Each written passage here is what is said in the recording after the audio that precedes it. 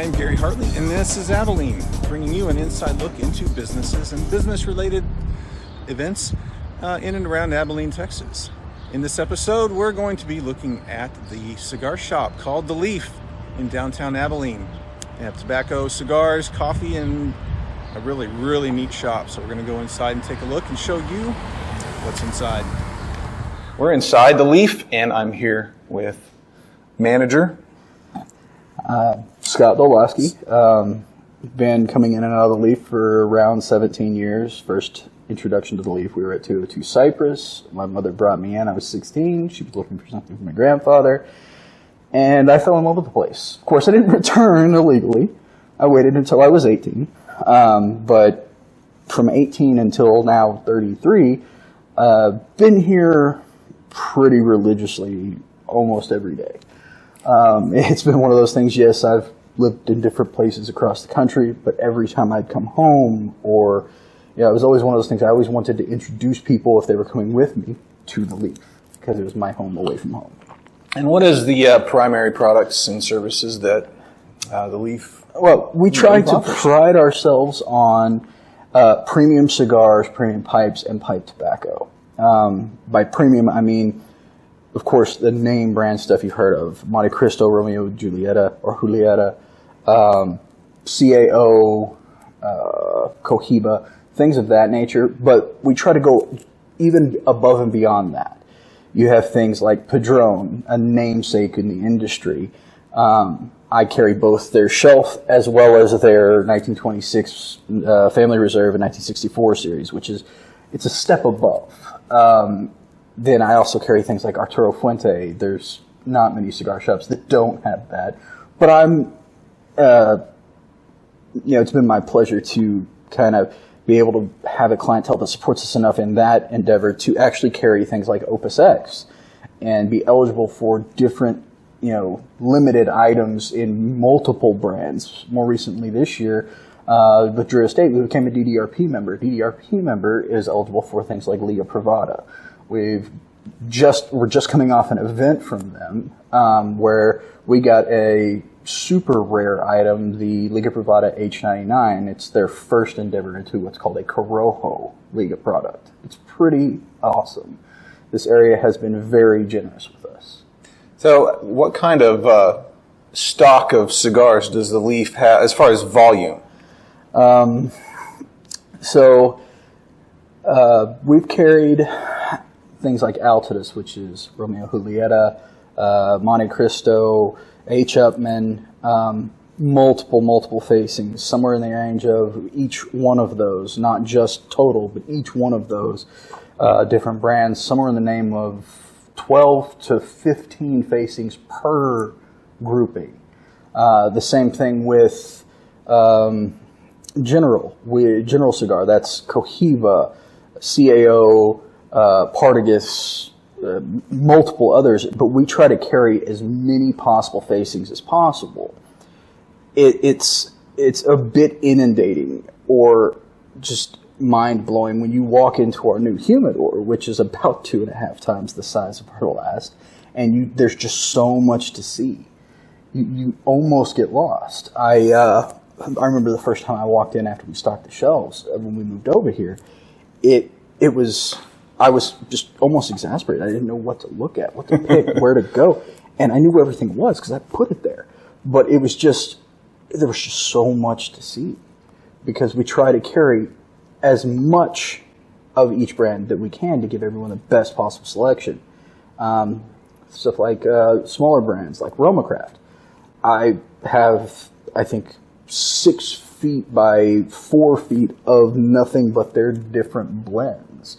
From the Standard and Temperance, both Ecuadorian, Connecticut, as well as the Brazilian Maduro, then all the way into the Neanderthal and Cro-Magnon lines, the Aquitaine, the Whiskey Rebellion. There's just so many different facings, and that's what we've tried to do is give you the best selection possible to make your most informed decision. And that's one of the things also. If anybody ever has a question, they always want to know something about a particular cigar or something like that.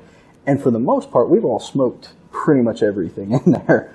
I know that's a lot, but we go through and we try to see and taste and understand what the blend is so that we can give the customer the best descriptions possible. And we go through and try it, pair it with different things to try to give them an understanding of what it is, what it tastes like, various things like that. And that way we can go through with you and give you a rundown of what goes with it, what can go with it, what I would do if it's a high or heavy nicotine stick, if it's a mild or medium stick. That way you get the best experience. It's not just, oh, well, here's the product, go find it. We want to deliver that more concierge type service. So the Leaf also has ample seating, tables, couches, and also a very large members area in the back. Yes, that was one of the things when we moved over here. So we're recently off of a move. We're, I think, 5 months out of a move. So when Jay Patterson and Corey Anderson purchased the Leaf back in March of 2019, they knew we were going to have to move. We were told well in advance we needed a new location because our lease was not going to be extended. Now, graciously during the beginning of the pandemic, we were given that option due to the fact that everything was shut down, as we all know. So we were able to get that up long enough to get this location finished, to move in. And August 1st, we were able to get everything in here. Now, working with the city and the state to get our licensures extended or changed and get our certificate of occupancy rating, and all of that, we were able to open on September 5th.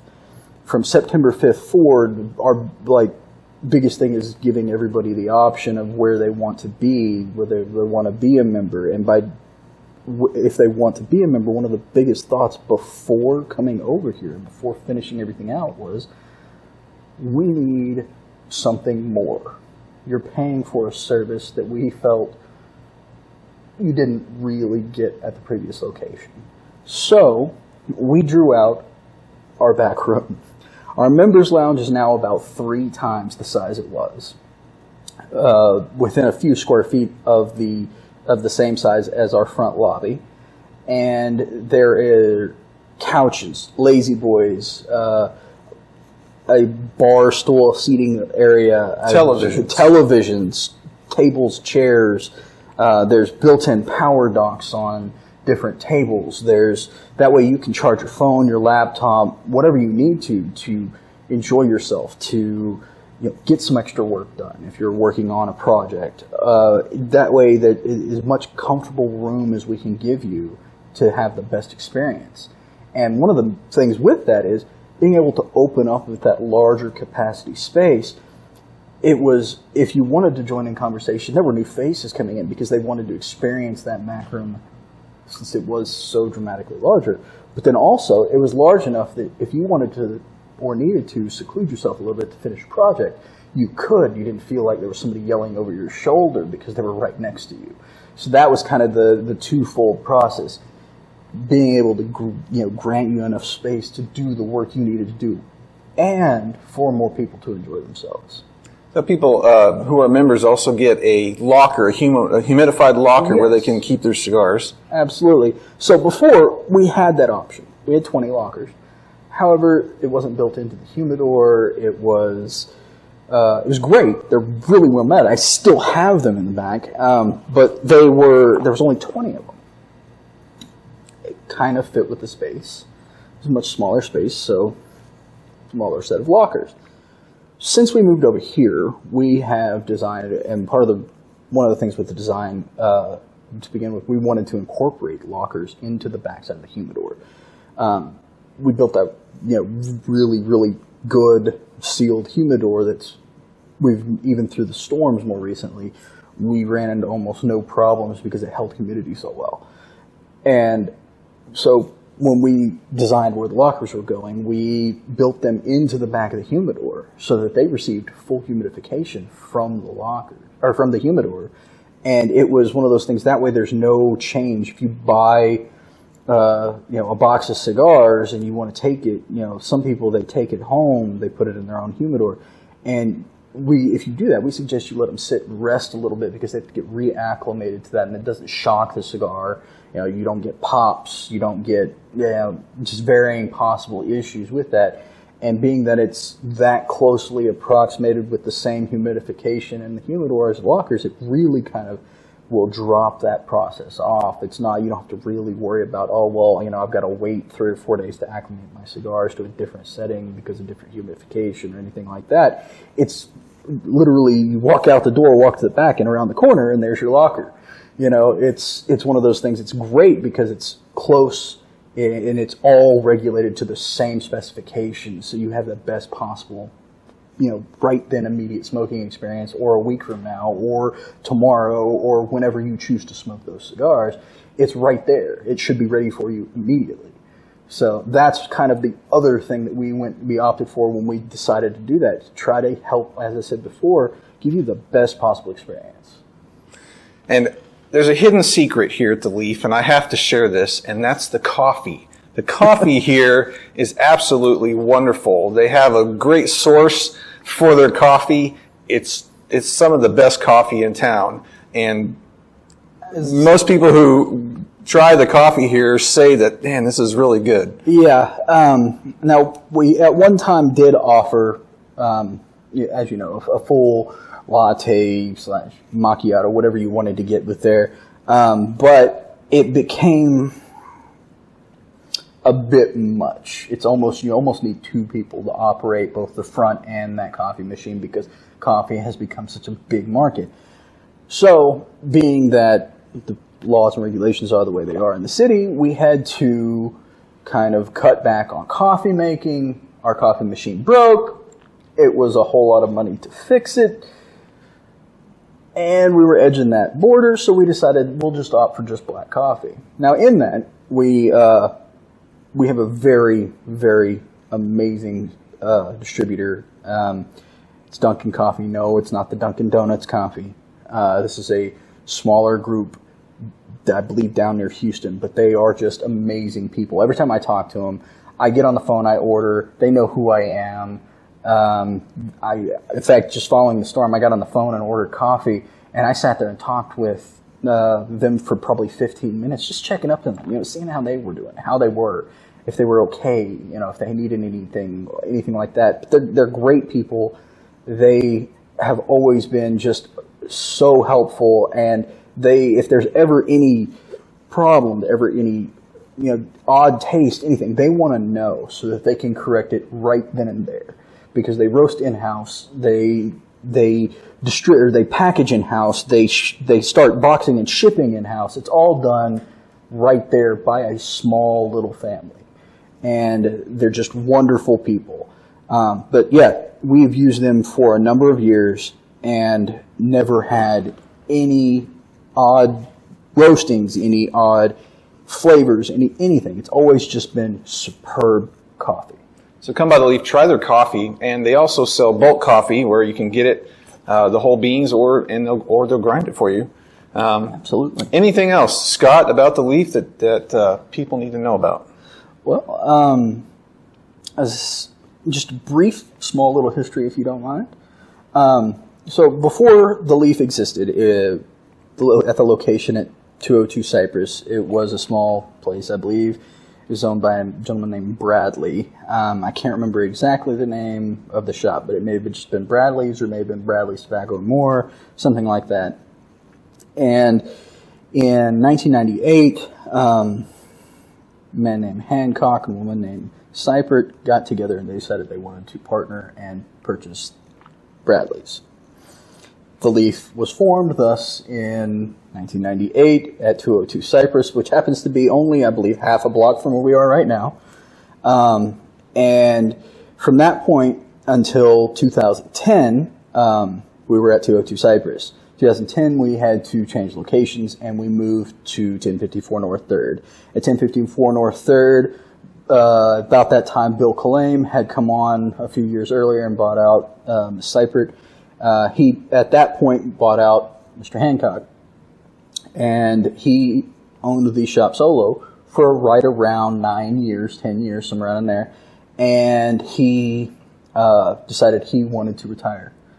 And on March 1st, 2019, the sale was finalized and had changed hands to Jay Patterson and Corey Anderson. And from March 1st of 2019 to date, we have moved, we have increased just the general amount of people that come by and see the shop. I don't know if you've seen it yet, but the front of our establishment has changed dramatically. It's all now windows. We get a lot of natural lighting here. The openness of the space, the difference in staff. All of us enjoy sitting, talking, and walking you through any type of questions you have. And it's just kind of the whole idea of how our shop should be, and that's where we are today. Well, great. Well, thanks for having me in here today and Absolutely. giving people a chance to see what the Leaf has to offer, products, and the availability to come in and have a really relaxing place to have a cup of coffee and a really fine cigar. Absolutely. Anytime, Gary. Anytime. Thank you, Scott. Absolutely. Thank you. All right.